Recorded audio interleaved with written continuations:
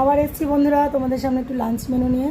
সত্যি কথা বলতে বাড়িতে পুজো গেলে প্রচুর কাজকর্ম থাকে, আর আজকে মানে কালকে থেকে প্রচুর আমার কাজ যাচ্ছে, আর আজকে সকাল থেকে একটুও বসার টাইম পাইনি।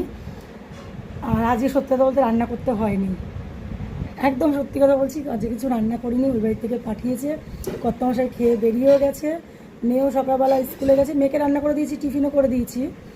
আর ভাতটা বসেছি আমি, শুদ্ধ মানে ডিমটা সিদ্ধ করেছি যে রান্না করব, তো ওই বাড়ি থেকে সঙ্গে সঙ্গে ফোন যে না রান্না করতে হবে না, আমি পাঠাচ্ছি, তুই তোর হাতের কাজগুলো সার, মানে মা, আমার মা।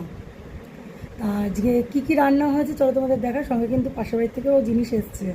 তো আমি দেখলাম এত জিনিস যখন আর রান্না করবো কেন, তা ডিমটাকে সিদ্ধ করে রেখে দিলাম ফ্রিজে। আর আজকে কী কী দিয়ে খাবো চলো দেখাই।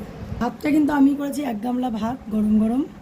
আর কত আইটেম শুধু একবার একটু ঝলকটা দেখিয়ে দিই, তারপরে দেখাচ্ছি এক এক করে। এখানে আছে ভেটকি পাতুরি, এটা একটা মাছের চপ, এখানে বেগুনি, আচ্ছা। আর তারপর আছে এখানে ইলিশ মাছের মাথা দিয়ে কচুর শাক, এখানে মটন, আচ্ছা। এখানে একটু কালকের সেই চিংড়ি মাছ ছিল, একটা মেয়ের জন্য গরম করে রেখেছে, আর অল্প কটা কাজুলি মাছ ছিল, সেটাও গরম করা।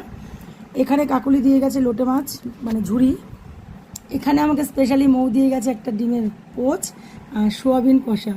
তাহলে এত কিছু যখন রান্না, তাহলে বন্ধুরা তোমরাই বলো আমি কেন রান্না করব। প্রচুর আইটেম আজকে। তা চলো এই দিয়ে খাওয়া দাওয়া করা যাক। ওর সঙ্গে আবার আমও আছে, দেখো কত আম কেটে রেখেছে মা। তা চলো খাওয়া দাওয়া করা যাক। আর কার কার বাড়িতে কী কী মেনু হচ্ছে একটু কমেন্টসে জানিও। চলো টাটা, শুভ দুপুর, দেখা হবে নেক্সট ভিডিওতে। ভালো লাগলে লাইক কমেন্ট শেয়ার করে দিও।